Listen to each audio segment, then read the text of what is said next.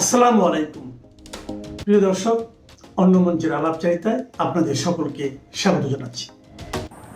ধন্যবাদ আপনাকে, সেই সাথে আপনার দর্শকদের সালাম, নমস্কার, শুভেচ্ছা, নমোবুদ্ধায় এবং আমার প্রিয় রাশেদ ভাইকে অনেক অনেক, রাশেদ দাদার ভাইকেও শুভেচ্ছা। রাশেদ ভাই, আমি জানি না আপনারা এটা কিভাবে নেবেন। আমার তো ভয় হয় রংপুর টানা আবার চলে যায়, আমাদের হাতছাড়া হয়ে যায়। ওই যে আমাদের রতন সিদ্দিকী স্যার বলেছিলেন না, শুক্রবারটা আমাদের বেহাত হয়ে গেছে। শুধু শুক্র আর 2024-এর 5 আগস্টের পরে মাশাআল্লাহ আর 6টা 12 বেহাত হয়ে গেছে। আমার কেন যেন মনে হচ্ছে সনাতনীদের, আমি তো আর হিন্দু বলি না, সনাতনী বলি সঙ্গত কারণে, তো এই সনাতনীদের ভগবান রামের মূর্তির বিরোধিতা করতে গিয়ে শেষে আমাদের রংপুরটা না আমরা হারিয়ে ফেলি। আমি এটা নিয়ে খুবই চিন্তিত। ধন্যবাদ মাসুদ ভাই আপনাকে, এবং শেখ ফরিদ ভাই আপনাকেও ধন্যবাদ, এবং দর্শক শ্রোতা আপনাদেরকেও ধন্যবাদ। আসলে আমরা মনে হয় যেন সামাজিকভাবে আমরা যে একটা সেকুলার রাষ্ট্র বা সহনশীল রাষ্ট্র, হিন্দু, বুদ্ধিস্ট, খ্রিস্টান সকলে, মুসলমান সকলে যে একসাথে থাকার একটা যে চিরাচরিত নিয়ম, মনে হচ্ছে যে এটা থেকে আমরা যোজন যোজন মাইল দূরে চলে গেছি বা যাচ্ছি, এখনো যাচ্ছি। আর ফরিদ ভাই কিছুক্ষণ আগে বললেন যে এটা নিয়ে একটা ইস্যু হবে, পলিটিক্যাল, রাজনৈতিক ইস্যু হবে। একটা কমেন্টস আপনি উঠাইছিলেন, সেখানে আমি দেখলাম একজন লিখছে যে আমি সকালে উঠে আকাশের দিকে দেখলে এই রামের মূর্তি দেখবো, এটা কেমন লাগে। তা আমার কথা হলো যে ভাইরে, তুই ঘুমানোর সময় যখন এক্স এক্স এক্স এই মুভিগুলা দেখা ঘুমাস, তখন তোর ভাল লাগে না, তখন তোর খারাপ লাগে না, কিন্তু সকালে ওইটা রামের অবস্থাটা কিরকম হয়েছে জানেন? ওই যে আপনারা যারা নোয়াখালী বা ফেনীতে থাকেন বা ইয়েতে থাকেন, তারাও চিটাং এর রেডিও স্টেশন শুনেন কিনা জানি না। এক সময় যে যশোরের মনিহার সিনেমা হলের একটা অ্যাড দিত, যে মনিহার সিনেমা হল, এটা খুব মনোযোগ দিয়ে সবাই শুনতো। তো আমাদের এই দেশে যখন এই যে 90 সাল পর্যন্ত বিবিসি শোনার জন্য বা সিএনএন রেডিওতে শোনার জন্য আমরা গণহারা লাইন দিতাম দোকানের সামনে, কারণ সব বাসায় রেডিও ছিল না, এত অবস্থা ছিল। এখন কি বাংলাদেশের সব লোকের হাতে কি দূরবীন চলে আসছে, নাকি চলে আসছে যে রাম মন্দির রংপুর হবে, এটা এখানে বসে দেখবে? আমার এটা প্রথম বোধগম্য হয় না। আর হিন্দু যারা আছে তারা আমার দেশেরই, তো হিন্দু, বৌদ্ধ, খ্রিস্টান, মুসলিম, চাকমা, উপজাতি সবাই আমার দেশের। সুতরাং আমরা যেমন 560টা মডেল মসজিদ করে দিছিল আওয়ামী লীগ সরকার, সেখানে কি একটা মন্দির করে দিছে দেখাইতে পারবেন? একটা বুদ্ধিস্ট টেম্পল করে দিছে দেখাইতে পারবেন? না। আমি এক সময় সোনার বাংলা ইন্স্যুরেন্স কোম্পানি নামে একটা ইন্স্যুরেন্স কোম্পানি চাকরি করতাম। ওখানে বড়ুয়া নামে এক ভদ্রলোক ছিল, উনি আন্ডার রাইটার অফিসার ছিল। একদিন সকালে বলতে কয়, রাশেদ ভাই দেখছেন আফগানিস্তানে কি হইতেছে? আমি যে কি হইতেছে?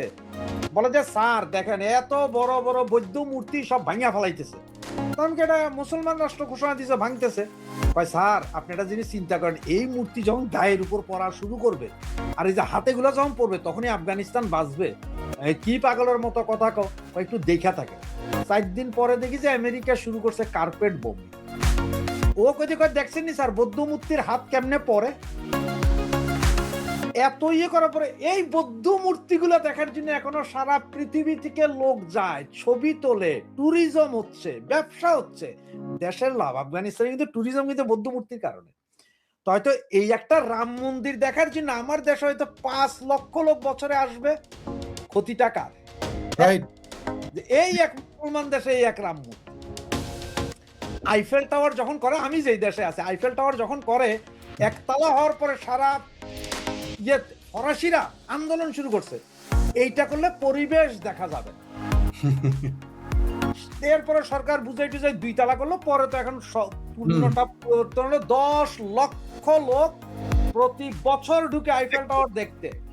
8 টাকা ছিল আইফেল টাওয়ার উঠার। আমি রাশেদ হায়দার ভাই, একটু 1 মিনিট, একটা কমেন্ট একজন বলছে, একটু নেতিবাচক কমেন্ট হলেও আমি একটু পড়ি। ওনার প্রশ্ন হচ্ছে, মূর্তি বানাতে পারে, তাদের সেটা আইনগত অধিকার আছে, ঠিক আছে, কিন্তু এত বড় মূর্তি বানাতে হবে কেন? কার সাথে কিসের জন্য এত বড় মূর্তি করা হচ্ছে? মূর্তি আকাশে ঠেকাতে হবে কি জন্য? উনি এই মন্তব্যটা করেছেন। এখন কি প্রবলেম, ওনার প্রবলেমটা কি? না না না, ওনার প্রবলেম আছে, ওনার প্রবলেম আছে, প্রবলেমের শেষ নাই ভাই। ঘটনা হচ্ছে যেমন আমার কষা পায়খানা কেন হইল, এটার জন্য আমি পুরো পরিবারের দোষ দিই যে তোমরা হলুদ মরিচ করছো। হ্যাঁ, বেশি দিছো কম দিছো। হ্যাঁ, কিছুক্ষণ আগে আপনারা বললাম না যে আমার ওই যে এই লাইটার একটা, এইটা না আরেকটা লাইটার পাওয়া যাইতেছে না, ঘরে কেউ নাই, আমি একলা, কিন্তু এখন আমি দোষ দিতেছি কই গেল আমার এই লাইটার, কে নিল? দোষ দিতে সমস্যা আছে। তো যে আইফেল টাওয়ার দেখতে যেমন আসছে, এখন আপনারা বলি ওনাই বলতেছে যে এই মূর্তি বানাইতে হবে কেন? তাইলে ভাই এক কাম করলে পারেন, যেহেতু হিন্দু হিসেবে আমরা বুঝি সব ভারতীয়, ঠিক না? তাজমহল বানাইতে হবে কেন? তাজমহল তো সাজাইন্না বানাইছিল না? ওর বানাই বানাইতে হবে কেন? তাও আবার এত বড়। এত বড়। তারপর আরেকটা আছে না, কি জানি একটা কথা কয় ওরা, দিল্লিতে না কোথায় বিশাল একটা কুতুব মিনার, কুতুব মিনার, কুতুব মিনার বানাইতে হবে কেন? হুম, এখানে কুতুব মিনার বানাইতে হবে কেন? হবে কেন? আমি আজ থেকে 1 বছর আগে এক মসজিদে গেছিলাম জুমার নামাজের খুতবা শুনতে, লন্ডনে। ওই মসজিদের ইমাম পাকিস্তানে। তো উনি একটা কথা বলছে, আমার মাথায় এটা লাগছে, পরে ওনারে জিগেলাম। উনি আমারে বলছে, ওই খুতবাতে বলছে 360টা মূর্তি ভাঙছে নবীজি, একটা মূর্তি ভাঙে নাই। জি। কেন ভাঙে নাই? ওই মূর্তিটা যে গোষ্ঠী ছিল তাদের সাথে একটা নেগোসিয়েট হয়েছে প্রথম, মানে তাদের সাথে নেগোসিয়েট না হয়ে এটা ভাঙলে একটা আরেকটা যুদ্ধ লেগে যাবে, এই জন্য ভাঙে নাই। নেগোসিয়েশন হওয়ার পরে ওইটা ভাঙা হয়েছে বা স্থানান্তরিত করা হয়েছে। এই যদি আমার নবী করতে পারে, তাহলে আমরা কেন সহ্য করতে পারবো? এটা ওরা যে জায়গায় বানাইতেছে, এটা তো কারো ওদের কিনা জায়গা বা কিছু হবে, দেশের জায়গা, ঠিক আছে, ওদের ইচ্ছে ছিল একটা বানাইছে আর কি, 50 ফিট কেন 100 ফিট। আমার দরকার হলে এখন আমি একটা বানাই না, এখন আমার তো দুঃখ হিসেবে আমার তো নবীজির কোনো ছবি নেই, আমার ধর্মে তো মূর্তি বানানো জায়েজ না, তাই আমি বানাবো না। আমি মসজিদ বানাচ্ছি না, বিশাল বিশাল মসজিদ। আপনি আমার একটু জবাব দিবেন ভাই।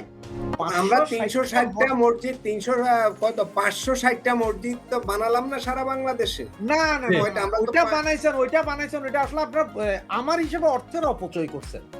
এই 560টা মসজিদে ফজরের নামাজে কি প্রতিটা মসজিদের প্রতিটা ফ্লোর ফিল আপ হয় কিনা আমার একটু বলবেন, জানাবেন? ফ্লোর তো দূরের কথা, এক কাতার হয় না, আধা কাতার হয় না, আধা কাতার হয় না।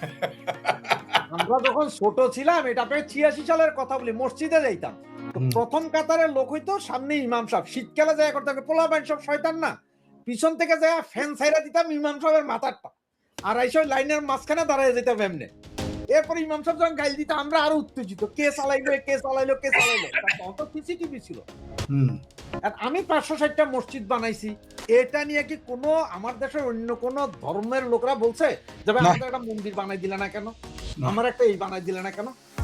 এমনও আছে চিটাঙে হিন্দুর জায়গা দখল করে মসজিদ আছে। আরে আমাদের সরিষাবাড়িতে খাস জমি দখল করে আর বানানো হয়েছে মসজিদ।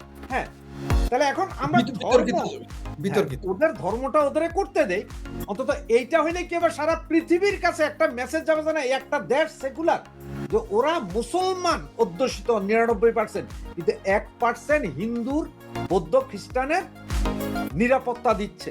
ওই যে ভাই বললো না কিছুক্ষণ আগে, যখন 1-1.5 বছর আগে তো হিন্দু মন্দির পাহারা দিচ্ছেন, জামাতের নেতা ওখানের বাইবেল পড়ছেন, গীতা পড়ছে, টেম্পলে যায় পড়ছেন আম্মাং শরণাং গাচ্ছামি বুদ্ধাং শরণাং গাচ্ছামি।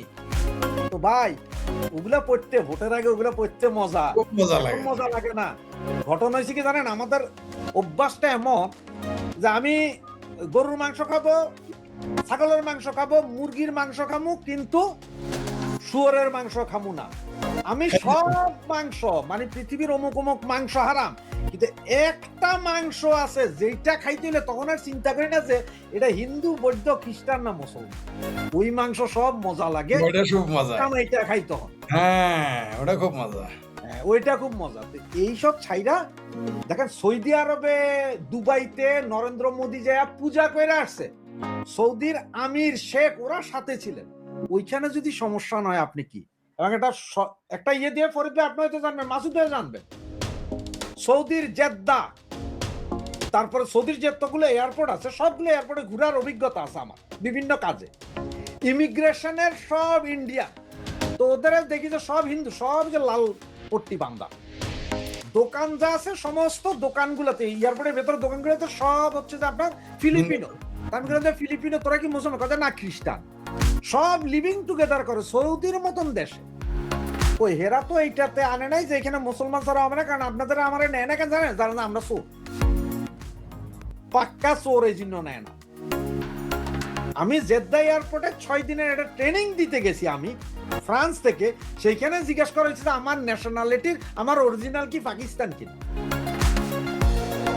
গোপন নথি পাকিস্তানি কিনা, বলছে না এ বাংলাদেশ অরিজিনাল, তারপরে পাঠানোই। এইখানে ইউরোপও নেয় না, পাকিস্তানিদের ইমিগ্রেশনে নেয় না, কারণ ওরা চোর জান।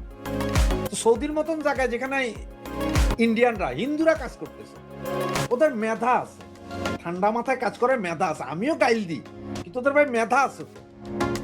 এখন আপনি যখন এই মন্দির বানাতে যে আজকে মাসুদ ভাই যেটা বললেন যে 71 টিভি বন্ধ করছে, কিচ্ছু হবে না, বন্ধ করেন না, ভাইঙ্গা দেন, চুইরা দেন, কি হবে? কালকের পর থেকে ইন্টারন্যাশনাল খবর হবে যে কি হবে, একেবারে হাটে হাড়ি ভাঙা হবে, এটা ইন্টারন্যাশনালি খবর হবে। এবং লাভ আপনার আমার হবে না, লাভ হবে তাদের। এক্স্যাক্টলি, আরো ডুগডুগি বাজাইবো। আপনার সাথে একমত। এই লাভটা হিন্দু, এটা ভাঙলে বন্ধ করলে হিন্দু এবং ভারতেরই লাভ হবে, এটা বুঝতেই আছে না তারা। এক হিন্দু মহিলা, আপনাকে এটা কত সাল আমি ভুলে গেছি, এক হিন্দু মহিলা ডোনাল্ড ট্রাম্পের সাথে যে দেখা করছিল, মনে আছে? হ্যাঁ হ্যাঁ হ্যাঁ, প্রিয়া সাহা, প্রিয়া সাহা, প্রিয়া সাহা, প্রিয়াশা। ইন্টারন্যাশনালি তখন করা হইলো কি ভাই, বাংলাদেশের মুসলমানেরা দেখলেই এগুলারে মানে মনে হয় যেন ইমিগ্রেশনে গুলি করবে, এই অবস্থা। নির্দেশ দেওয়া হয়েছিল বাঙালি পাইলে প্রতিদিন অন্তত 15 জন ডিপুট করতে হবে, এবারে কোটিপতিও। লাভটা কার হইছে রে ভাই? ভাঙেন ভাই, আমি ভাই 10,000 টাকা পাঠামু, রাম মূর্তিটা ভাঙ্গা দেন, আপনারা ভাঙ্গা দেন। আমিও চাই আমার দেশ যে মৌলবাদীর পাল্লায় পড়ছে এইটা প্রমাণ হইয়া যায়। হুজুর আপনাকে 10,000 টাকা পাঠামু, 10,000 টাকায় না হলে আরো 2 লাখ টাকা পাঠাবো, 2,10,000 দিমু, কিন্তু না এটা হতে পারবে না। আমি আবার গড়ার জন্য পাঠাবো, আমি এই জন্য পাঠাবো। আপনি শুরুতে বলেছেন, আমি ইন্টারাপ্ট করলাম, সরি, আপনি শুরুতে বলেছেন ওইখানে যদি রাম মূর্তিটা হয় 5 লক্ষ ভারতীয় আমার দেশে আসবে, আমি 1 লক্ষ টাকা পাঠামু ওটা করার জন্য, আমার দেশের স্বার্থে, আমার দেশের অর্থনীতির জন্য এবং সাম্প্রদায়িক সম্প্রীতির জন্য। না, আমার দেশের এখন অর্থনীতি ফরিদ ভাই কিভাবে, এদের মতো মোটা মাথার লোক এরা অর্থনীতির কি বুঝে বলেন না। এ এক রাম মন্দির দেখার জন্য শুধু ভারত আসবে না ভাই, সারা নেপাল, পৃথিবী, শ্রীলঙ্কা, ভুটান, ভুটান, ভুটান, এই যে ইউরোপের বিভিন্ন রাস্তায় আমরা দেখি ওরা কি একটা জানি গায়ে। রাশেদ হায়দার ভাই, জি ভাই, রাশেদ হায়দার ভাই শেষ করবেন, জি শেষ করবেন। হ্যাঁ, মানে এরা আসে তো এই ট্যুরিজমটা তো হবে। আমার চিন্তা করে না যে এই ট্যুরিজমের জন্য আমি করতে দিই না, সমস্যাটা কোথায়? আমার দেশের ইনকাম তো এটা বৈধ ইনকাম, হালাল ইনকাম, এটা করি। ধন্যবাদ মাসুদ ভাই। জি ধন্যবাদ আপনাকে। শুনেন, রাশেদ ভাই যেটা বলেছে, আসলে এটা রাশেদ ভাই খোলামেলা বলে দিবে আমি বুঝতে পারি নাই। যাই হোক, হাটে হাড়ি ভেঙেই যখন দিচ্ছেন তাহলে এখন বলা যায়। এটা ভেঙে দেওয়া মাত্র ভারত কিন্তু মনে মনে দোয়া করতেছে এটা তাড়াতাড়ি ভাঙুক। এটা আমাদের বাংলাদেশের এই যে গরু ঘর মৌলবীদের মাথায় ঢুকতেছে না, বুঝতে পারছেন? এই গরু ঘর মৌলবী, দেখেন দুনিয়ার এত মাংস থাকতে তাদের সব চিন্তা গরুর উপর।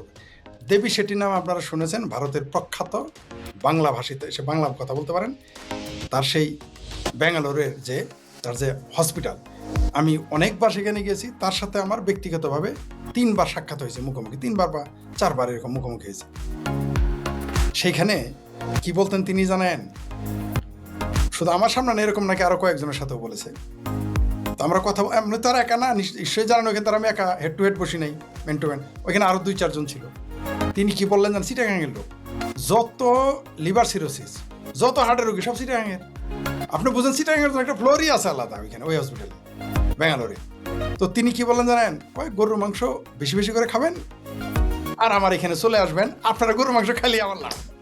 মানে চিন্তা করতে হয় না, ভারত থেকে গরু নিয়ে যায়, সেই গরু খায়, ভারতের প্রথম লাভ। দ্বিতীয় লাভ, সেই গরু খাওয়ার পর লিভার সিরোসিস হয়, তারপরে হাসপাতালে গিয়ে 10 লাখ টাকা দিয়ে আসে আবার ভারতে।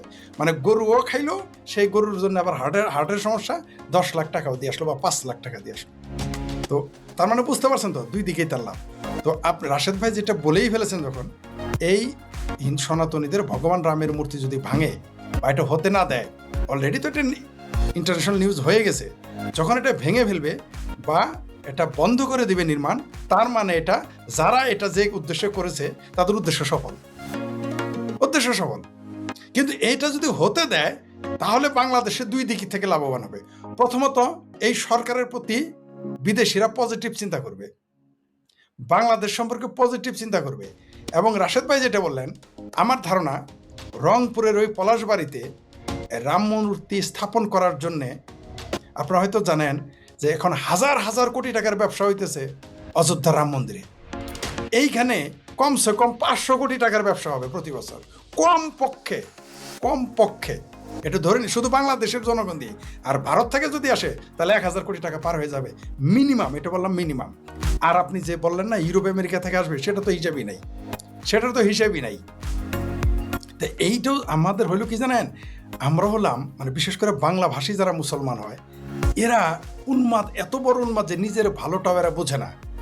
এরা এটা বাধা দেওয়ার পরেই ওই যে জামাতের আমির বলছিল না যে আমরা দোয়া করতেছি ভারত আমাদের হামলা করুক, ওরকম ভারতও চাইতেছে, হিন্দুরাও চাইতে, সনাতনীরাও চাইতেছে তুই রাম মন্দির বন্ধ কর, তুই রামের মূর্তি বানানো বন্ধ কর। তারপরে দেখেন হাউ মেনি পেটিতে হাউ মেনি রাইস হয়ে যায়।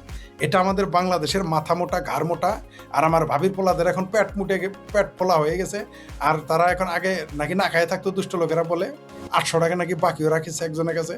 এখন তো তাদের পশ্চাৎ দেশ, পাশা ফুইলে তো ময়মনসিংহে পাউরুটি হয়ে গেছে, ধরাকে সরাজ্ঞান করতেছে। এরা জানেই না যে এটা একটা ট্র্যাপ। এই সনাতনীদের ভগবান রামের যে মূর্তি, এটা হচ্ছে একটা ট্র্যাপ। এইটা এমন একটা ট্র্যাপ, এখান থেকে যদি সে এটা যদি ভেঙে ফেলতে যায় তাও সে বিপদে পড়বে, বেরিয়ে আসতে গেলেও সে বিপদে পড়বে। তাই এই মুহূর্তে তাদের চুপচাপ থাকা উচিত। কিন্তু আমরা জানি এই গরু খোর মুসলমানদের আপনি বুঝাইতে পারবেন না, এদের এতই মাথা মোটা যে আপনি বুঝাইতেই পারবেন না। এদের রামের মূর্তি দেখলে সমস্যা, কিন্তু এদের পর্ণ সিনেমা দেখলে সমস্যা নেই। এদের রামের মূর্তি দেখলে সমস্যা, লক্ষ লক্ষ ইয়াবাখোর দেখলে সমস্যা নেই। এদের ভগবান রামের মূর্তি দেখলে সমস্যা, কিন্তু বইনের জমি দখল করলে সমস্যা নেই। এদের ভগবান রামের মূর্তি দেখলে সমস্যা, কিন্তু রেপ করলে, শিশু রেপ করতে এদের কোনো সমস্যা নেই। এদের জমি দখল করতে সমস্যা নেই। মানে অদ্ভুত তাদের চরিত্র। আপনি বাংলাদেশকে বলা হয়, ঢাকাকে বলা হয় মসজিদের শহর, আর বাংলাদেশ হলো মাদ্রাসার দেশ। তো এইখানে 10 লক্ষ মসজিদ মাদ্রাসার ভিতরে একটা সনাতনীদের ভগবান রামের মূর্তি আপনার জন্য বিপজ্জনক মনে হয়, তাহলে তো আপনি পৃথিবীকে বুঝাই দিলেন যে ইসলাম হলো একটা ঠুনকো ধর্ম।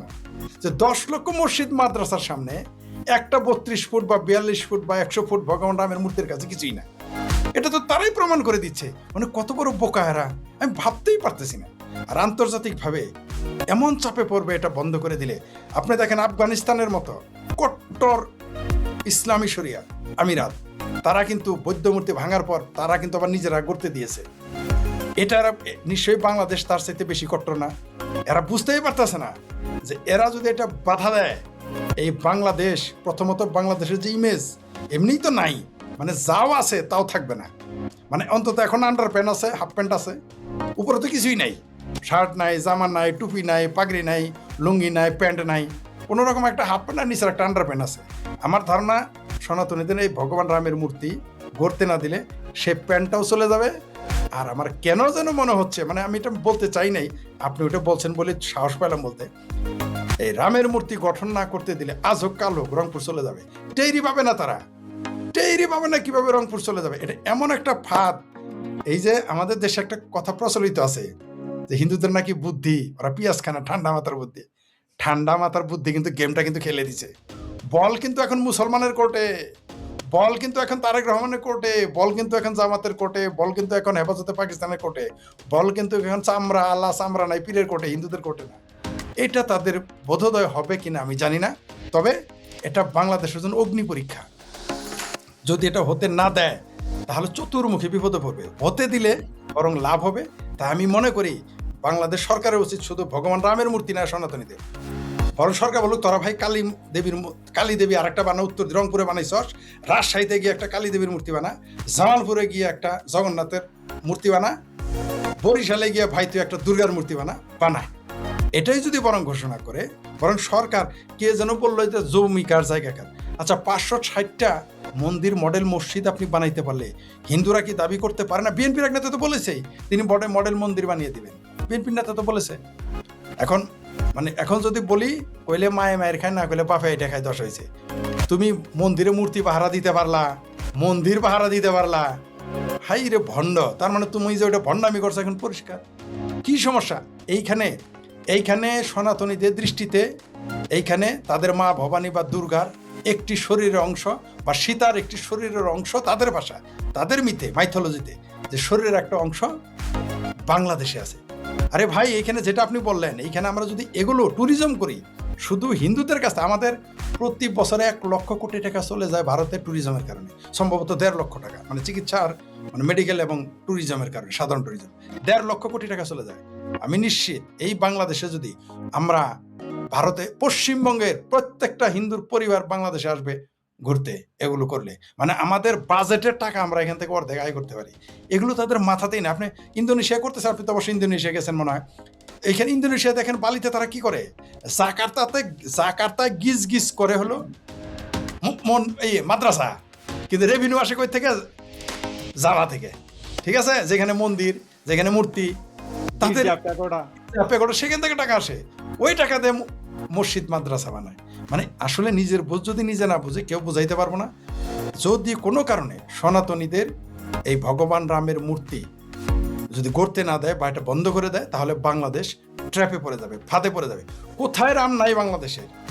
প্রত্যেক জেলা না উপজেলাতে একটা রামনগর আছে, প্রত্যেক জায়গাতে একটা রামকৃষ্ণপুর আছে, রামচন্দ্রপুর আছে, ঢাকাতে আছে, বরিশালে আছে, নোয়াখালী, 64 জেলার কোথায় রামের নাম নাই? তাহলে আপনি কেন রামের মূর্তি হইতে দিবেন না? আর আপনার ভগবান রামের মূর্তি দেখলে এত খারাপ লাগে, একটা সন্ত্রাসীকে দেখলে আপনার ইমান নষ্ট হয় না, ধর্ষককে দেখলে আপনার ইমান নষ্ট হয় না, সিরিয়াল বলৎকারীকে দেখলে আপনার ইমান নষ্ট হয় না, 71-এর খুনি ধর্ষকদের দেখলে আপনার ইমান নষ্ট হয় না, আপনার ইমান খত্রেমে যায় না? রামের মূর্তি দেখলে খত্রেমে যায়। ও আমার ইমান আলাগো, তোমারও ইমান ওই মান্ডা খালের মধ্যে নিয়ে ফেলাই দাও, তোমারও ইমানের দরকার নাই। আমাদের এখানে আমরা হিন্দু, বৌদ্ধ, খ্রিস্টান, আস্তিক, নাস্তিক, বিশ্বাসী, অবিশ্বাসী সব মতের মানুষ আমরা একসাথে থাকতে চাই, এবং এটাই হচ্ছে বাংলাদেশ, এটাই বাঙালি সংস্কৃতি। তার চাইতেও বড় কথা আমি যেটা বলতে চাই, এই বাঙালি সংস্কৃতি হচ্ছে আমরা প্রকৃতি পূজারী। আমরা 1500 বছর হইল মুসলমান হয়েছি, 2000 বছর, 2100 সাল হয়েছে আমরা খ্রিস্টান হয়েছি, তাই না? কিন্তু আমরা 4000 সাল হয়েছে আমরা হিন্দু হয়েছি, সনাতনী হয়েছে এই অঞ্চলে। কিন্তু 5000, 6000, 7000 সাল আগে এই বাঙালি অঞ্চল তো ছিল প্রকৃতি পূজারী, আমরা প্রকৃতিকে পূজা করেছি। এটাই ইতিহাস, এটাই ভূগোল, এটাই সত্য। কেন ভাই আপনারা এটা করেন? আপনি আমেরিকাতে গিয়ে মসজিদ বানান না, কানাডায় গিয়ে মসজিদ বানান না, আপনি ফ্রান্সে আছেন, ফ্রান্সে তো মুসলমানে গিজ গিজ করে, আমার চেয়ে আপনি ভালো জানেন। সেখানে রাস্তা ব্লক করে করা হয়, রাস্তা ব্লক করে নামাজ পড়তেছেন আপনি। জুম্মার নামাজ না পারলে খাড়ায় থাকে, বিমানের মধ্যে যায়, বিমানের টয়লেটের সামনে গিয়ে নামাজ পড়া শুরু করে, রেলের মধ্যে নামাজ পড়া শুরু করে, মেট্রো রেলে নামাজ পড়া শুরু করে। মিনার তারা বানায় না। তাহলে এখন যদি ভারতের হিন্দুরা বলে যে আমরা এখানে দেওবন্দ মসজিদ থাকতে দিব না, মাদ্রাসা থাকতে দিব না, তাহলে কি করবে? যদি এখানে আমেরিকার খ্রিস্টানরা বলে আমরা কোনো মসজিদের মিনার হইতে দিব না, মসজিদ তোমরা ছোট ছোট বানাও, লিলিপুর, তারা যে যুক্তি দিয়েছে, আরে ভাই তুমি মন্দির দেখতে, মানে ল্যাম এক্সকিউজটা দেখেন। তাহলে আপনার কাছে মূর্তি দেখলে সমস্যা বড় হইলে, আরেকজনের কাছে ছোট মূর্তি সমস্যা, আরেকজনের কাছে মন্দির সমস্যা, আরেকজনের কাছে হিন্দু সমস্যা হতে পারে। আমি জানি এই বাংলাদেশে এমনও মানুষ আছে বলে হিন্দুর সামনে পড়ে, হিন্দুতে দেখলে ঘৃণা করে। ধর্ম কি এটা শিখাইছে নাকি? তো এগুলো ভণ্ডামি বাদ দিয়ে কিভাবে বাংলাদেশটা ভালো থাকবে সেই চিন্তায় আমাদের মনোযোগ দেওয়া উচিত। তা না হলে এখন যদি কেউ নিজের পায়ে নিজে কোরাল মারে, যদি এ ট্র্যাপে পড়ে, ভারত এটাকে এমন গেম খেলবে। এই জন্য বারবার আমি বলি, ভারত হচ্ছে চাণক্যর পুত্র, এদের সাথে পারবেন না। আপনি যত কথাই বলেন, এরা যে কিভাবে আপনাকে ল্যাংটা মারবে রেফারিও টের পাবে না।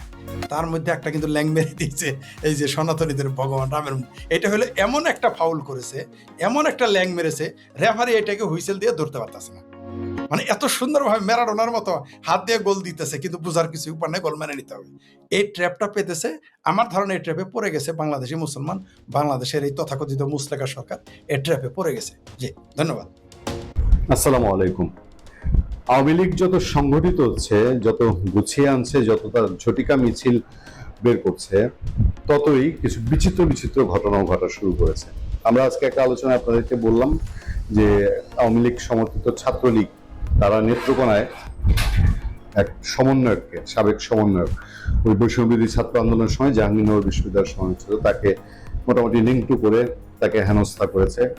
নোয়াখালীতে একেবারে পুলিশের সামনে মিছিল করেছে, তারপর আবার ছাত্রদলের সাথে সংঘর্ষে জড়িয়েছে। এরকম বেশ কিছু ঘটনা এখন আলোড়ন তুলছে চারদিকে। মোটামুটি এগুলো থেকে বলা হচ্ছে যে আওয়ামী লীগ ছাত্রলীগ ফিরে চলে এসছে। এখন তারা আস্তে আস্তে সারা দেশে তাদের কর্মসূচিগুলোকে বড় করছে, বিভিন্ন ডাইমেনশন আছে। তখন আমাদের সামনে এই ইন্টারেস্টিং খবরের হেডলাইনটা হচ্ছে এরকম: আওয়ামী লীগ ছাত্রলীগ গোপন বৈঠক করছে, শুনে স্পটে গিয়ে মার খেলেন বিএনপি নেতাকর্মীরা। মানে একটা অদ্ভুত না, বিএনপি ক্ষমতায় দুর্দান্ত প্রতাপের সঙ্গে আছে, এই সময় আওয়ামী লীগ ছাত্রলীগ গোপন বৈঠকের খবরে নিশ্চয়ই খুব তেজ নিয়ে গিয়েছিলেন, এখন ওইদিকে তারা আবার মারও খেলেন। ঘটনাটি ঘটেছে পার্বত্য জেলা খাগড়াছড়িতে। খাগড়াছড়ির গুইমারা উপজেলায় কার্যক্রম নিষিদ্ধ আওয়ামী লীগ ও ছাত্রলীগের আলাদা দুটি হামলায় বিএনপির 6 নেতাকর্মী আহত হওয়ার ঘটনা ঘটেছে। বুধবার রাতে উপজেলার বরপিলাক ও বাইল্লাছড়ি এলাকায় এই ঘটনা ঘটে। আহতদের উদ্ধার করে হাসপাতালে ভর্তি করা হয়েছে। এবং পার্বত্য অঞ্চলের মধ্যে ঝটিকা মিছিলের ভিডিও আমরা দেখেছি। এই আওয়ামী লীগ ছাত্রলীগের ঝটিকা মিছিল হয়েছে এবং বেশ বড় মিছিল হয়েছে। আহতরা হলেন হাফছড়ি ইউনিয়ন বিএনপির সাংগঠনিক সম্পাদক জাকির হোসেন, বড়পিলাক ওয়ার্ড স্বেচ্ছাসেবক দলের আহ্বায়ক মোহাম্মদ মামুন, সদস্য জাহাঙ্গীর আলম রনি, যুবদল নেতা মামুন, মাহবুব আলম এবং বাইল্লাছড়ি এলাকার ওয়ার্ড স্বেচ্ছাসেবক দলের সভাপতি মোহাম্মদ বাবু। মানে পার্বত্য অঞ্চল হলো সবই বাঙালি যারা আছেন তারাই সেখানে। আপনি জানেন যে পার্বত্য অঞ্চলে বাঙালি অধ্যুষিত বা সেটেলার যাদেরকে বলা হয় তাদের মধ্যে বিএনপির সমর্থক বেশি, আর আদিবাসী অধ্যুষিত এবং আদিবাসী যারা রয়েছেন তাদের মধ্যে আওয়ামী লীগ সমর্থক বেশি। স্থানীয় সূত্রে জানা যায় বুধবার রাতে গুইমারার বড় পিলাক এলাকার একটি বাড়িতে আওয়ামী লীগ ও ছাত্রলীগের নেতাকর্মীরা গোপন বৈঠক করছেন এমন তথ্য পেয়ে বিএনপি অঙ্গ সংগঠনের কয়েকজন নেতাকর্মী সেখানে যান। এ সময় উভয় পক্ষের মধ্যে বাকবিতণ্ডার এক পর্যায়ে হামলার ঘটনা ঘটে। এতে বিএনপি ও অঙ্গ সংগঠনের 5 নেতাকর্মী আহত হন। এদিকে একই সময়ে উপজেলার বাইল্লাছড়ি এলাকায় ওয়ার্ড স্বেচ্ছাসেবক দলের সভাপতি মোহাম্মদ বাবুর উপর হামলার ঘটনা ঘটে। বিএনপির দাবি ছাত্রলীগের কর্মী বাপ্পি ত্রিপুরা তার উপর অতর্কিত হামলা চালায়। ঘটনা কিন্তু স্পষ্ট। দেখেন, হামলাকারী ছাত্রলীগের বলা হচ্ছে উনি বাপ্পি ত্রিপুরা, আর যিনি আক্রান্ত হয়েছেন তিনি স্বেচ্ছাসেবক দলের ওয়ার্ড সভাপতি মোহাম্মদ বাবু। গুরুতর আহত অবস্থায় তাকে খাগড়াছড়ি আধুনিক জেলা সদর হাসপাতালে ভর্তি করা হয়েছে। গুইমারা উপজেলা বিএনপির সভাপতি সাইফুল ইসলাম সোহাগ অভিযোগ করে বলেন, নিষিদ্ধ ঘোষিত সংগঠনের নেতাকর্মীরাই পরিকল্পিতভাবে এই হামলা চালিয়েছে। জড়িতদের বিরুদ্ধে আইনগত ব্যবস্থা গ্রহণের জন্য প্রয়োজনীয় পদক্ষেপ নেওয়া হবে। তবে অভিযোগের বিষয়ে অভিযুক্ত পক্ষের কোনো বক্তব্য পাওয়া যায়নি।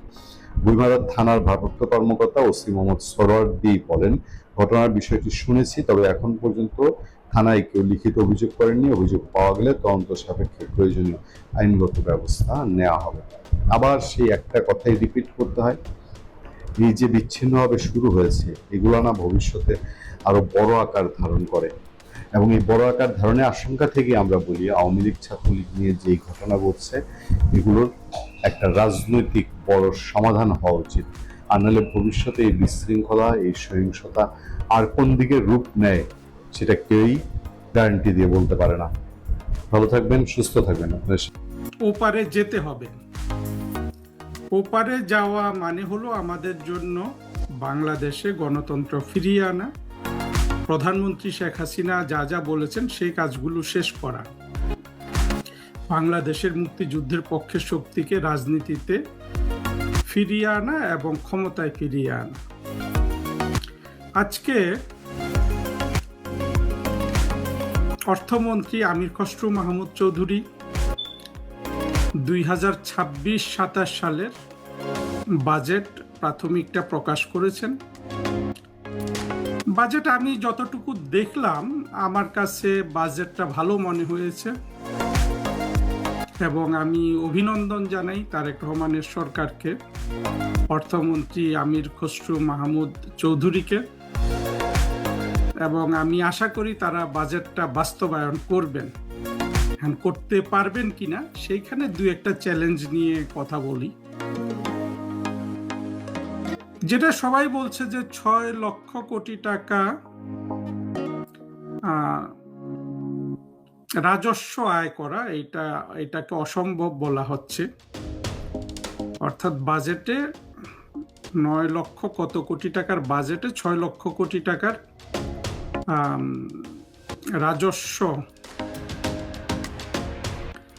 রাজস্ব আয় টার্গেট করেছেন আমাদের বর্তমান সরকার। আমি গত 10 বছরের রাজস্ব আয় দেখলাম, গত 10 বছরের যেটা দেখলাম সেখানে 2015-16 ঠিক 10 বছর আগে প্রধানমন্ত্রী শেখ হাসিনার সরকার 1,50,000 হাজার কোটি টাকার রাজস্ব আয় টার্গেট করেছিলেন। সেই বছর সরকার কিন্তু ৩,৬২৬ কোটি টাকা বেশি রাজস্ব আয় করেছে টার্গেটের চেয়েও। এরপরে পরবর্তী প্রতিটা বছরেই কিছু না কিছু ঘাটতি গেছে, অর্থাৎ যা টার্গেট করা হয়েছে সেটা সঞ্চয় করা সম্ভব হয় নাই। একদম লাস্ট বছরে যেটা ইউনূসের ডাকাততন্ত্রে তারা প্রায় ৯২,০০০ কোটি টাকা টার্গেটের চেয়ে কম রাজস্ব আয় করেছে। তারপর আমি মনে করি বাংলাদেশে আসলে যে পরিমাণ দুর্নীতি হয় সেখানে ৬ লক্ষ কোটি টাকা রাজস্ব আয় করা দুর্নীতিকে প্রশ্রয় না দিলে এটা অসম্ভব নয়। আসলে পৃথিবীতে কোনো কিছুই অসম্ভব নয়, আর রাষ্ট্র গঠন তো অসম্ভবই নয়। অসম্ভব যে নয় এটা তো প্রধানমন্ত্রী শেখ হাসিনা পদ্মা সেতু নির্মাণ করে প্রমাণ করে দিয়েছেন যে আসলে সৎ ইচ্ছা থাকলে যে কোনো কিছু অর্জন করা সম্ভব।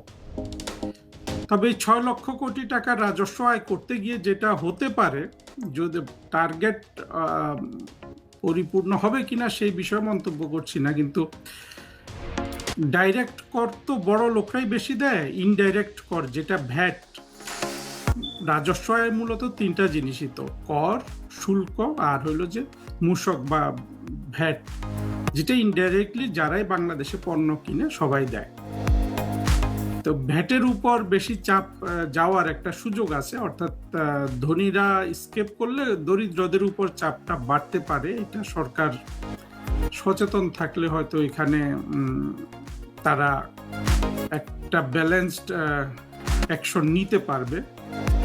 আমি সরকারকে এই ব্যাপারে আপাতত সাধুবাদ দেই এবং অভিনন্দন জানাই। আমি আশা করি তারা এটা কার্যকর করতে পারবে এই বাজেট।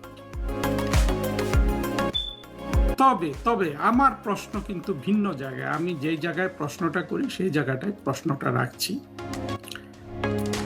পাশাপাশি আমরা একটা খবর পাচ্ছি যে হাদির জীবন, আত্মঘাতী জঙ্গি হাদির জীবনী নাকি ৫ম শ্রেণীতে এখন লিপিবদ্ধ করা হবে। ৫ম শ্রেণীর ছাত্রীরা হাদির জীবনী পড়বে। এটা আমি ফেসবুকে দেখছি, ইউটিউবে দেখছি, কিন্তু কতটা কি এগুলো বলা মুশকিল।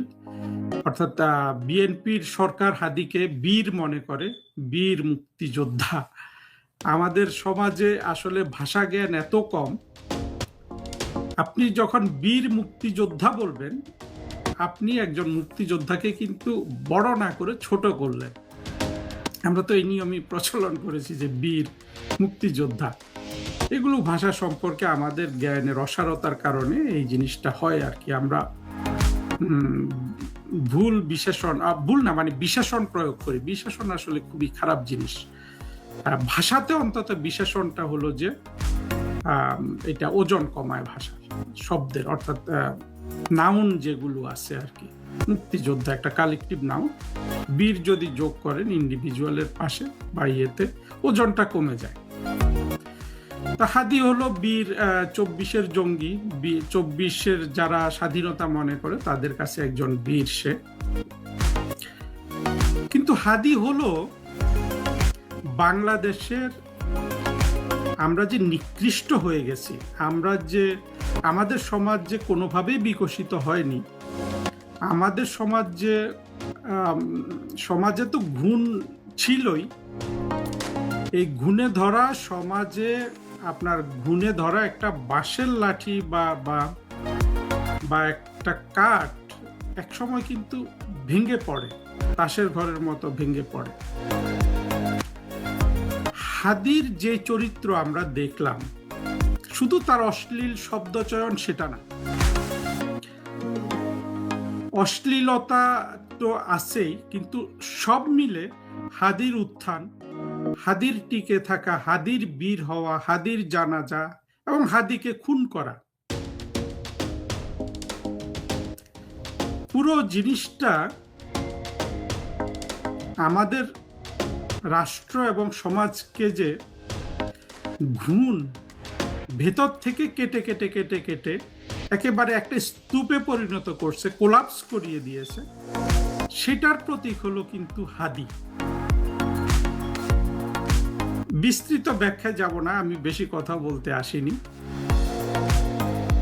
যখন হাদিকে মহিয়ান করে, হাদির জন্য যখন তুষার নামে ওই ছেলেটা কান্নাকাটি করে টেলিভিশনে এসে, কিংবা সলিমুল্লাহরা যদি মনে করে হাদি একটা বীর, এবং বিএনপিও সেই ধারাবাহিকতায় যদি হাদিকে পাঠ্যপুস্তকে অন্তর্ভুক্ত করে, আমাদের তো অবাক হওয়ার কিছু নাই, আসলে তারা তো সব একই। এটা হলো যে আপনার সমাজটা যে সভ্যতা বিমুখ, সমাজটা যে আসলে প্রগতি বিমুখ, তার একটা পরিচয়। গভীর বিশ্লেষণ করব না, বিভিন্ন জায়গায় করি। অর্থাৎ আপনি রাষ্ট্রের উন্নতি করবেন, বাজেটের প্রসঙ্গে কথাটা বলছি, যে কোনো প্রসঙ্গে বলা যেত, আসলে দুটোকে মিলিয়ে দিলাম, কিন্তু হয়তো আপনারা এটা আমার উদ্দেশ্যটাকে খুব সৎ মনে করবেন না, কিন্তু আমি প্রতিটা জিনিসের সাথে কিন্তু হাদিকে যুক্ত করি। আসলে বাংলাদেশের চেহারাটাই এখন হাদিময় আর কি। হাদি যেমন আমাদের সাংস্কৃতিক মান নির্ধারণ করে, জঙ্গিদের তো করে, জঙ্গি শ্রেণী, জামাত, হেফাজত, এদের সাংস্কৃতিক মান, হাদির সাংস্কৃতিক মান এক এবং অভিন্ন। আবার হাদিকে যখন আপনি বীর মনে করেন, তখন কিন্তু এই যে যারা বুদ্ধিজীবী, যারা পাকিস্তানপন্থী বুদ্ধিজীবী, আপনার নুরুল কবির, সলিমুল্লাহ, ফরহাদ মজার, এদেরও কিন্তু সাংস্কৃতিক মানের আর কোনো তফাৎ থাকে না এই দুই অংশের।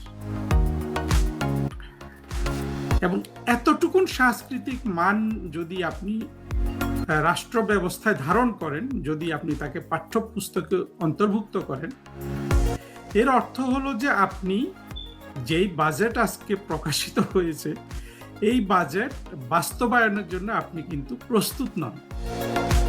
আরো দুঃখজনক বিষয় হলো যে আপনি যে প্রস্তুত নন সেটাই কিন্তু আপনি বুঝতে পারছেন না। ফলে আপনি আপনার উচ্চাকাঙ্ক্ষাটা প্রকাশ করছেন, যেটা 6 লক্ষ কোটি টাকার রাজস্ব আদায়, আমি মোটেই উচ্চাকাঙ্ক্ষা মনে করি না, কিন্তু আপনার উচ্চাকাঙ্ক্ষার প্রয়োগে আপনার যেই পরিমাণ, আপনার যতটুকু সাংস্কৃতিক বিকাশ দরকার কিংবা রাজনৈতিক বিকাশ, সেটা তো আপনার হলো না। আমি বিএনপিকে বলছি সরাসরি। সুতরাং এতটুকু বিকাশহীনতা নিয়ে আপনি কিভাবে একটা বিকশিত বাজেট বাস্তবায়ন করবেন? 1 বছর পরে আমরা অবশ্যই দেখব, বা 6 মাস পরে, 3 মাস পরে কতটুকু এটা বাস্তবায়ন করা সম্ভব। কিন্তু আমরা তো দেখেছি যে তারেক রহমানের সরকার গত 3 মাসে কিছুই বাস্তবায়ন করতে পারেননি। তবে ওনারা কিছু কিছু স্মার্ট কাজ করেছেন। এক হলো তেলের দাম বৃদ্ধি, বিদ্যুতের দাম বৃদ্ধি, এইরকম। আর বাজেটটাও যথেষ্ট স্মার্ট বাজেট। এটা যদি বাস্তবায়িত হয়, বাংলাদেশ উপকৃত হবে। এখন দেখা যাক, অবিকশিত মন নিয়ে কোনো পজিটিভ কাজ করা যায় না, এটাই আমি বিশ্বাস করি। তো সেদিক থেকে আমি এটা দেখার জন্য অপেক্ষা করব। আরেকটা জিনিস হলো যে আমরা আমাদের সাবেক পররাষ্ট্রমন্ত্রী ডক্টর মোমেনের একটা ইন্টারভিউ আমি দেখলাম, পুরোটা মনোযোগ দিয়ে দেখতে পারিনি, বেশ লম্বা ইন্টারভিউ ছিল। শায়লা আহমেদ লোপা আমাদেরই একজন, বর্তমানে আমরা যারা আজকে মুক্তিযুদ্ধের পক্ষের শক্তির জন্য, প্রধানমন্ত্রী শেখ হাসিনার জন্য যারা কথা বলি, তাদের একসাথে যদি ধরি, শায়লা আহমেদ লোপা হলেন আমাদের একজন সহযোদ্ধা। তার সাথে ইন্টারভিউতে ডক্টর মোমেন অনেক কথা বলেছেন। ডক্টর মোমেন অনেক জিনিস যেহেতু জানেন, উনি জাতিসংঘে, অর্থাৎ আমাদের নিউ ইয়র্ক মিশনে জাতিসংঘে বাংলাদেশের স্থায়ী প্রতিনিধি ছিলেন, অর্থাৎ চিফ অ্যাম্বাসেডর, এবং উনি পররাষ্ট্রমন্ত্রী ছিলেন। উনি অনেক কিছু জানেন, এমনিতে উনি যথেষ্ট অনুসন্ধিত আছে, উনি একজন শিক্ষিত জ্ঞানী মানুষ। এবং একটা কথা আপনাদের জানিয়ে রাখি, আমি যতটুকু জানি বাংলাদেশে এই যে স্থায়ী প্রতিনিধির যে চাকরিটা, এইটা সবচেয়ে ভালো চাকরি, অর্থাৎ সবচেয়ে সফলভাবে চাকরিটা করেছেন দুইজন মানুষ। আমি যদি গত 20, 22, 25 বছরের ডেটাটা নেই, একজন ছিলেন আনোয়ারুল করিম চৌধুরী, অনেক পুরনো মানুষ, উনিও কিন্তু আমাদের মুক্তিযুদ্ধের পক্ষের মানুষ, একজন মুক্তিযোদ্ধা। তার অনেক বছর পরে এসে সবচেয়ে সফল একজন মানে সফলতমদের মধ্যে একজন ছিলেন আমাদের এই পররাষ্ট্রমন্ত্রী ডক্টর মোমেন সাহেব। এটা কিন্তু আপনাদের মনে রাখতে হবে।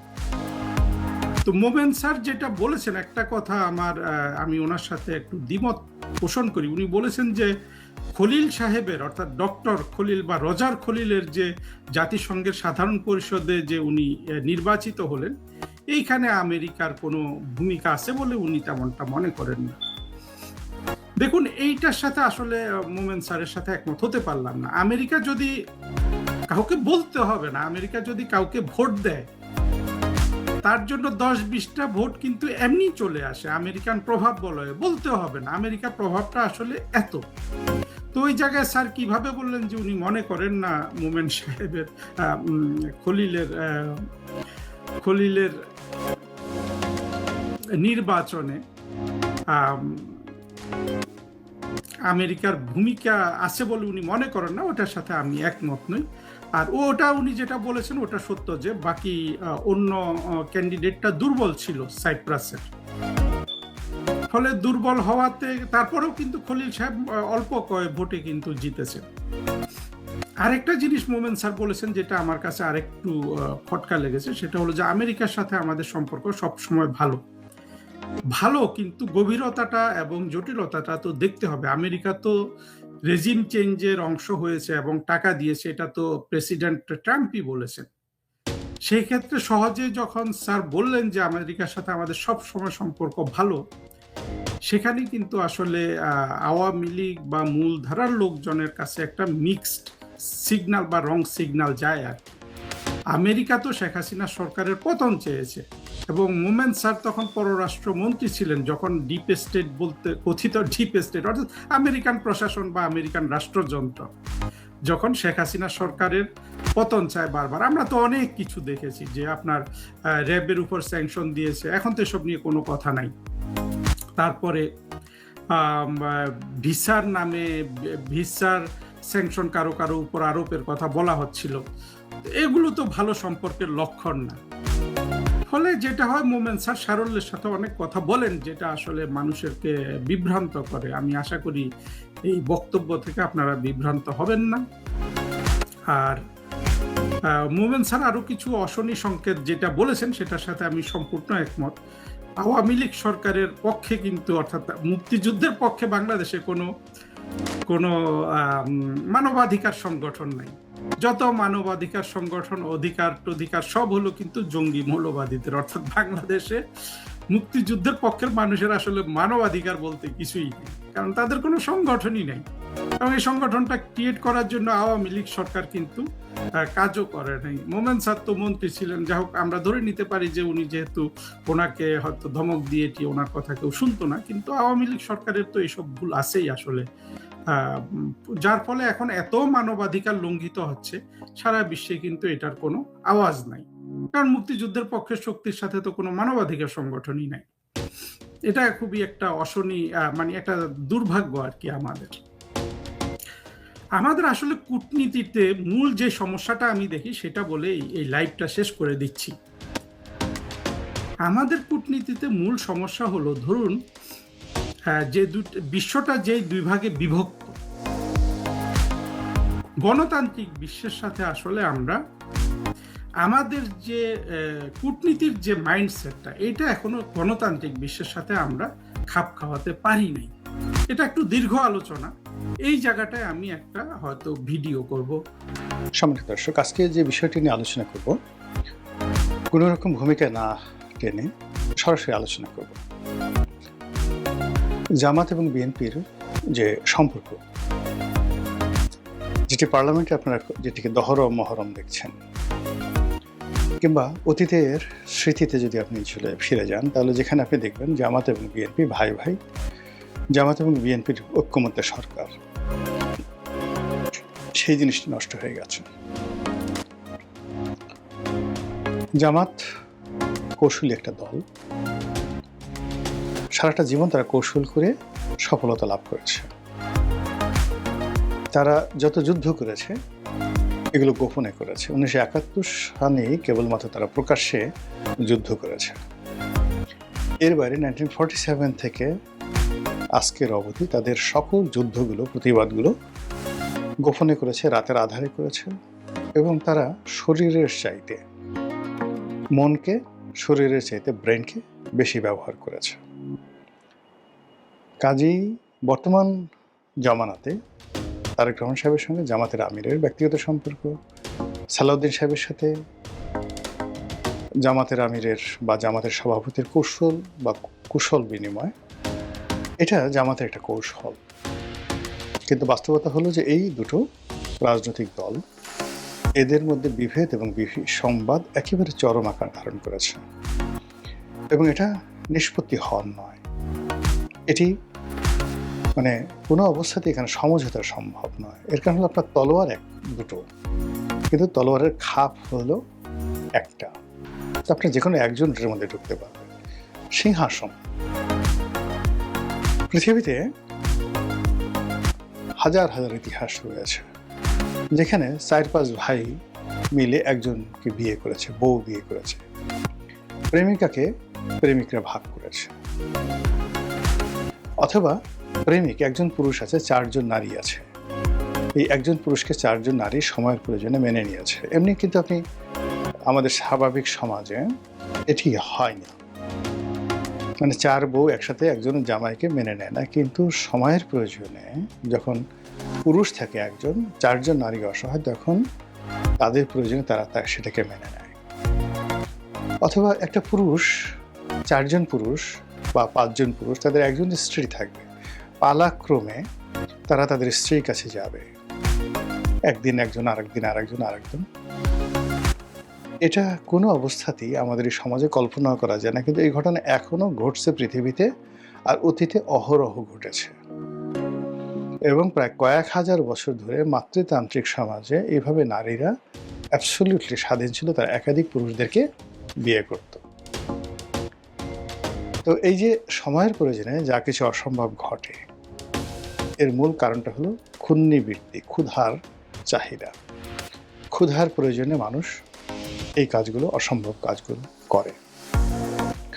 কিন্তু যখন ক্ষুধা নিবৃত্ত হয়ে যায়, প্রয়োজন ফুরিয়ে যায়, তখন না সেই জিনিসগুলো তারা থাকে না, তখন তারা স্বাভাবিক অবস্থায় চলে আসে।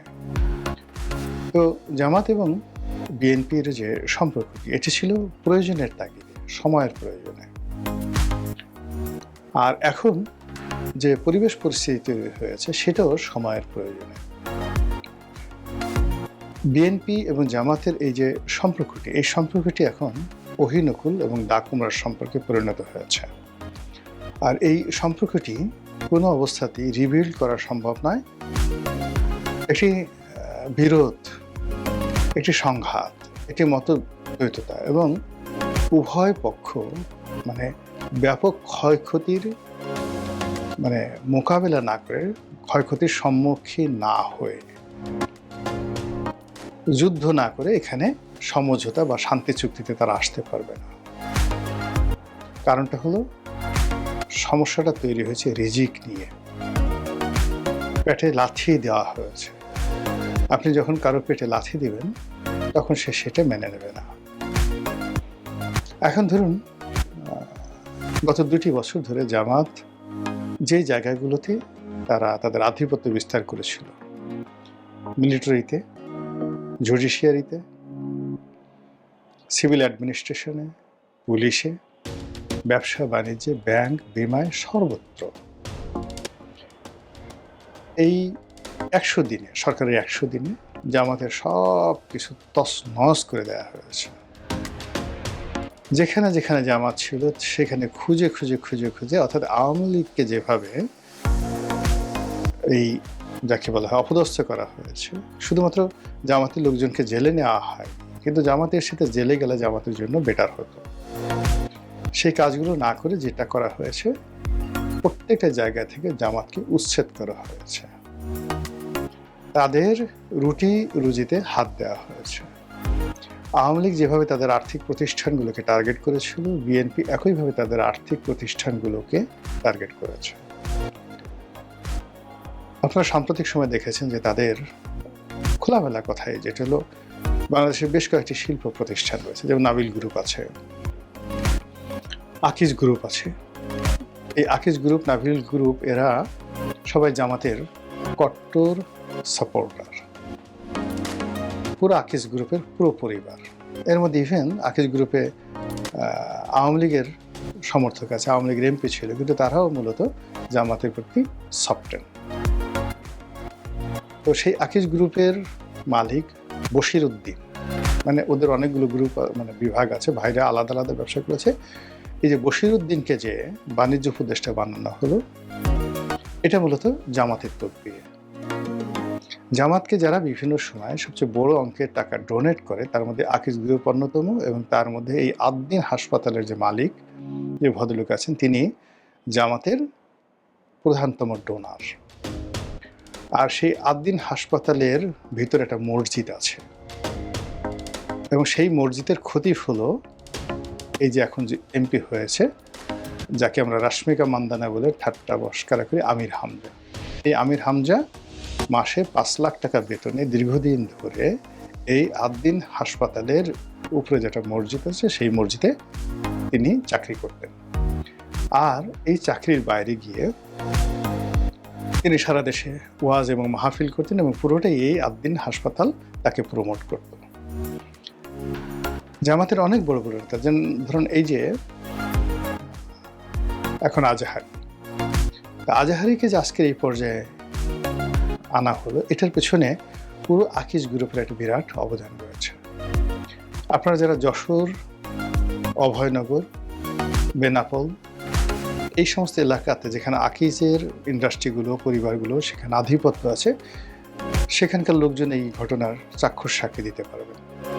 গত কয়েক বছর ধরে তারা ওখানে বাৎসরিক ওয়াজ মাহফিল, অর্থাৎ যেটা দেলোয়ার হোসেন সাইদি চট্টগ্রামের প্যারেড ময়দানে করতেন, তার চাইতে বড় করে ব্যাপক আকারে জাঁকজমক সহকারে এই আকিজ গ্রুপ সেখানে জামাতের যারা বক্তা, সেখানে তারেক মনোয়ার আছে, আজাহারি আছে, এদের সবাইকে দাওয়াত করে সেই সিরিজ 6 দিন 7 দিন সেখানে সেই মাহফিল পরিচালনা করত।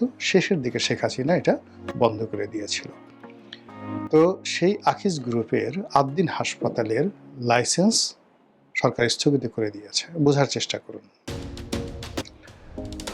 জামাত শেখ হাসিনার পতনের পরে যদি তারা শুকরানা আদায় করে থাকে, আল্লাহর কাছে শুকরানা আদায় করে থাকে, এবং সবচেয়ে বড় প্রাপ্তি যে আল্লাহ তুমি আমাদেরকে সবচেয়ে বড় প্রাপ্তি দিয়েছো, এটা জামাত যে সংসদে গেছে তা না, জামাত যে বিরোধী দলে গেছে তা না, জামাত ইসলামী ব্যাংক ফিরে পেয়েছে, এবং ইসলামী ব্যাংকের কর্মকর্তাদেরকে দিয়ে এস আলমের যে বাকি 5টা ব্যাংক আবার তারা দখল করেছে, ওটা ছিল তাদের সবচেয়ে বড় প্রাপ্তি। এর কারণ হল জামাত তো বেসিক্যালি একটা বিরোধী দল হবে, এমপি হবে, এটার জন্য জামাত রাজনীতি করে না। জামাত একটা রেভলিউশন করতে চাচ্ছে, ইসলামিক রেভলিউশন। মানে আপনি চিন্তা করেন 1951-52 সনে মিশরে যেভাবে তারা প্রথমে সেনা অভ্যুত্থান ঘটিয়েছিল, মুসলিম ব্রাদারহুড, তখন এই মুসলিম ব্রাদারহুডের প্রধান ছিলেন সৈয়দ কুতুব। সৈয়দ কুতুবের নির্দেশে Gamal Abdel Nasser, he was at that time only a colonel বা লেফটেন্যান্ট কর্নেল, তিনি এই এত বড় একটা বিপ্লব মিশরের মতো জায়গাতে ঘটিয়ে দিয়েছিলেন। তো সেখান থেকে একেবারে মুরসি পর্যন্ত এই যে মুসলিম ব্রাদারহুডের যে উত্থান, তুরস্কের একে পার্টির এই যে এখন এরদোয়ানের যে উত্থান, কিংবা আরব অঞ্চলে ইখওয়ানে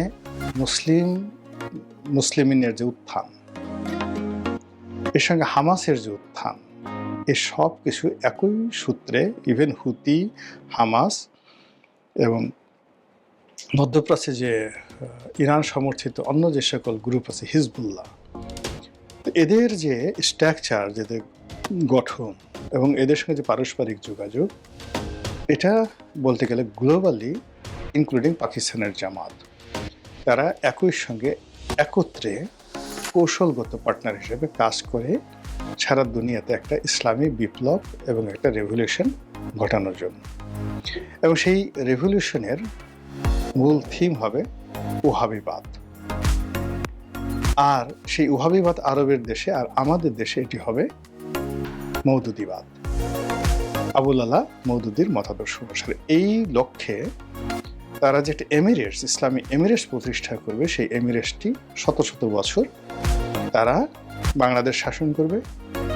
এরপরে তারা গাজওয়াতুল হিন্দ এই আন্দোলনটা সফল করবে, আল্লাহ রাসূলের যে ভবিষ্যৎবাণী, এবং তারা দিল্লির সিংহাসন দখল করে মুসলমানরা যেভাবে ভারতবর্ষ শাসন করেছে 800 বছর, ওইভাবে তারা শাসন করবে। তো সেই যে তাদের যে চিন্তা চেতনা, সেই চিন্তা চেতনার জন্য হয়তো 100 বছর সময় লাগবে, হয়তো 200 বছর সময় লাগবে, সেভাবে তারা কাজ করছে। তো সেই ক্ষেত্রে এই যে পার্লামেন্টে দাঁড়িয়ে ডক্টর শফিক বক্তব্য দিচ্ছেন বা বিরোধী দলীয় নেতা হচ্ছেন, 78 জন এমপি হচ্ছেন, এটা তাদের গোল নয়, এটা তাদের মিশন নয়, এটা তাদের ভিশন নয়, এটা তাদের জাস্ট একটা, আপনি বড় একটা বাড়িতে দাওয়াত খাবেন, বাড়িতে গেছেন, লোকজন ঢোকার সাথে সাথে আপনাকে একটু লেবুর শরবত এনে দিল। এবারে যে পার্লামেন্টে যেটা ঢুকলো এটা একটা লেবুর শরবত। কাজে এই লেবুর শরবত পেয়ে সে তার যে মেইন ডিশ, সেই মেইন ডিশটা সে ভুলে যাবে না, বরং এই লেবুর শরবত তার ক্ষুধা আরও বাড়িয়ে দেয়। প্রচণ্ড ক্ষুধার মধ্যে আপনাকে যদি কেউ শরবত খায়, আপনার আরও খেতে ইচ্ছা করবে। তো এই যে জামাত যে এখন ক্ষমতার কাছাকাছি গেল, এতে করে সে মজা পেয়ে গেছে। সে চিন্তা করলো, এই যদি এই হয় তাহলে প্রধানমন্ত্রী হলে না জানি কত ক্ষমতা, দিল্লির সুলতান হলে না জানি কত ক্ষমতা, যদি মুসলমানদের আমির হওয়া যায়, আমিরুল মুমিনিন হওয়া যায়, তো এই আমিরুল মুমিনিন হতে হলে তাদেরকে যে জিনিসটা দরকার, সেটা তাদের অর্থনৈতিক ভিত্তি দরকার, ফাইন্যান্সিয়াল ইনস্টিটিউশন দরকার, তাদের সংগঠনকে আরও শক্তিশালী করা দরকার অন দ্য লং রানে। এবং সেই কাজটি করার জন্য ইসলামী ব্যাংক বা অন্যান্য যে ব্যাংকিং প্রতিষ্ঠানগুলো রয়েছে বা তাদের আর্থিক প্রতিষ্ঠান রয়েছে এবং তাদের যে সকল শিল্প গ্রুপ রয়েছে, যেগুলো তারা গড়ে তোলার চেষ্টা করছে, সেইগুলো তাদের কাছে এই মুহূর্তে সবচেয়ে গুরুত্বপূর্ণ। এই গুরুত্বপূর্ণ জায়গাগুলোতে শেখ হাসিনা তাদেরকে লাথি মেরেছিল, আর এই বর্তমান সরকারও এই 100 দিনের মধ্যে ঠিক সেম জায়গাটা থেকে লাথি মারছে। বোঝার চেষ্টা করুন, এই লাথি খাওয়ার পরে তারা কি সুবহানাল্লাহ, আলহামদুলিল্লাহ, আল্লাহু আকবার বলবে, নাকি দাড়িতে খেজাব লাগিয়ে, মানে মেহেদি লাগিয়ে, একটু আতর মেখে আর একটা বিয়ে করে মক্কা বা মদিনাতে চলে যাবে উমরা করার জন্য, নাকি অতীতে তারা যেভাবে কৌশল করেছে বা তাদের সহযোগীরা যেভাবে দেশ এবং বিদেশে লড়াই সংগ্রাম করেছে এবং করে যাচ্ছে, তারা কি সেই কাজ করবে? এতটুকু কমন সেন্স তাদের আছে, আপনাদের আছে, আমাদের আছে। We should be careful. মহান আল্লাহ আমাদের সবাইকে হেদায়েত দান করুন এবং হেফাজত করুন। আসসালামু আলাইকুম ওয়া রাহমাতুল্লাহি ওয়া বারাকাতুহু।